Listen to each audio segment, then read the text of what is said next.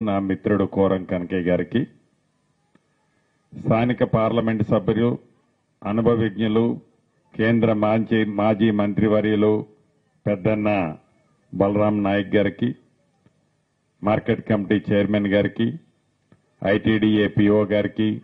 Housing MD గారికి, DM గారికి, RDO గారికి, డీవీ గారికి, వేదిక మీద ఉన్న పెద్దలకి, ఈ కార్యక్రమంలో పాలు పంచుకుంటున్న నా కుటుంబ సభ్యులైన నా ఆడబిడ్డలు, అన్నదమ్ములు, మీడియా మిత్రులు అందరికీ మనస్ఫూర్తిగా శిరస్సు వంచి హృదయపూర్వక నమస్కారాలు, వందనాలు. చాలా సంతోషం. మీ అందరి కష్టఫలితంగా తెలంగాణ రాష్ట్రంలో పేదోడి ప్రభుత్వం, ఇందిరమ్మ ప్రభుత్వం ఇంకా ఒక 20 రోజులైతే 2 సంవత్సరాలు పూర్తవుతుంది. ఇంకా 2 సంవత్సరాలు కూడా పూర్తి కాలేదు. ఈ వచ్చిన పేదోడి ప్రభుత్వం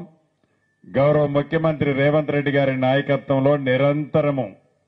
పేదవాడికి అండదండలుగా ఉంటూ, పేదవాడికి భరోసా ఇస్తూ, పేదవాడి కష్టాల్లో పాలు పంచుకుంటూ,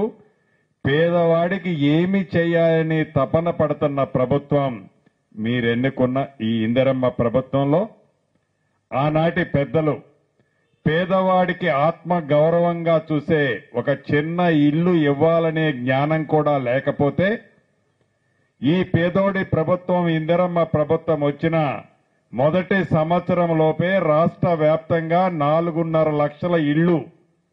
ప్రతి నియోజకవర్గానికి 3,500 ఇళ్లు తగ్గకుండా రాష్ట్ర వ్యాప్తంగా 22,500 కోట్ల రూపాయలతో ఇందిరమ్మ ఇళ్లు కార్యక్రమాన్ని వడివడిగా చేపట్టాలని తపనతో ప్రతి నియోజకవర్గంలో ఈనాడు ఇందిరమ్మ ఇళ్లు కార్యక్రమం యుద్ధ ప్రాతిపదికన కులాలు, మతాలు, పార్టీలు కూడా చూడకుండా పేదవాడు అయ్యుంటే చాలు, పేదవాడికే ఇల్లు ఇస్తామని చెప్పి, నీది ఏ పార్టీ అని అడగల, నీది ఏ కులమని అడగల, అర్హులైన ప్రతి పేదవాడికి ఇళ్లు ఇస్తూ, ఇళ్లు కట్టుకున్న వాళ్ళకి 4 విడతల్లో 5 లక్షల రూపాయలు ఆ కట్టిన స్థాయిని బట్టి ప్రతి సోమవారం నాడు వారి ఖాతాలో జమ చేస్తున్న ప్రభుత్వం డబ్బులు మీరెన్నుకున్న ఇందిరమ్మ ప్రభుత్వం. ఒక్క ఇందిరమ్మ ఇళ్ల విషయంలోనే కాదు, పేదవాడికి ఏది అవసరమో ఆనాటి 10 సంవత్సరాలలో రేషన్ కార్డు కూడా ఇవ్వాలని ఆనాటి ప్రభుత్వానికి జ్ఞానము లేకపోతే, మొన్ననే రాష్ట్ర వ్యాప్తంగా 16 లక్షల కొత్త రేషన్ కార్డులు ఇవ్వటమే కాకుండా, పాత రేషన్ కార్డులలో కొత్త పేర్లు, కొత్త కోడలు వచ్చినా, బిడ్డ పుట్టినా, కొత్త పేర్లు సుమారుగా 18 లక్షల కొత్త పేర్లు పాత కార్డులో ఎక్కించిన చరిత్ర మీరెన్నుకున్న ఈ పేదోడి ప్రభుత్వాన్ని. అంతేకాదు, కేంద్ర ప్రభుత్వం పరిపాలిస్తున్న రాష్ట్రాల్లో కూడా చేయలేని పని ధనిక తెలంగాణ రాష్ట్రంగా ఉన్న ఆనాటి తెలంగాణ రాష్ట్రంలో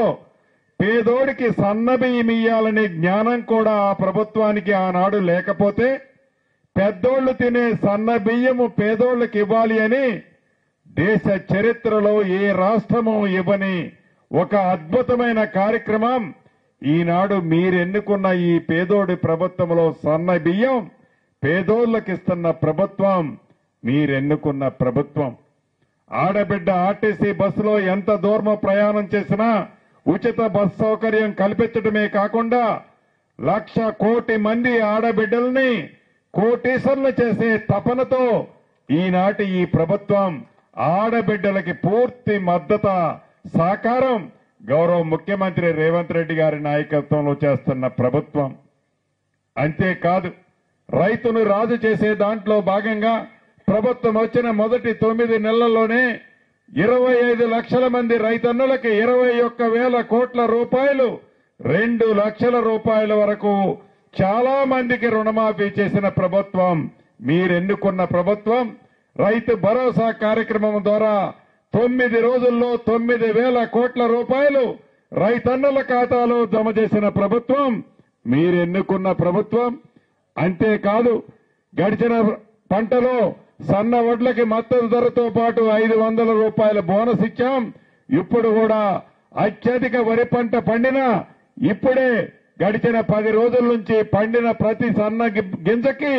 మద్దతు ధరతో పాటు క్వింటాలకి 500 రూపాయలు ఇస్తున్న ప్రభుత్వం మీరెన్నుకున్న ప్రభుత్వం. ఇన్ని మంచి కార్యక్రమాలు చేశాము కాబట్టే ఇందాక మిత్రులు ఎంపీ గారు బలరాం గారు చెప్పినట్టు జూబ్లీ హిల్స్ బై ఎన్నికల్లో ఆనాటి 10 సంవత్సరాల పరిపాలన మాకు రెఫరెండంగా మేము ప్రజల ముందుకు వచ్చాం, మేము గెలుస్తామని కారు కోతలు కూసిన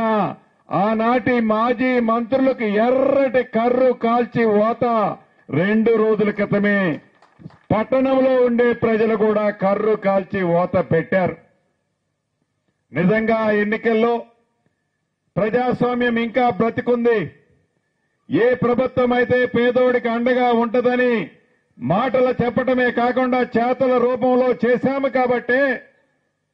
మొన్నటి ఎన్నికల్లో ఎన్ని ఓట్లయితే పోలయ్యాయో పోలైన ఓట్లలో సుమారు 51% ఓట్లు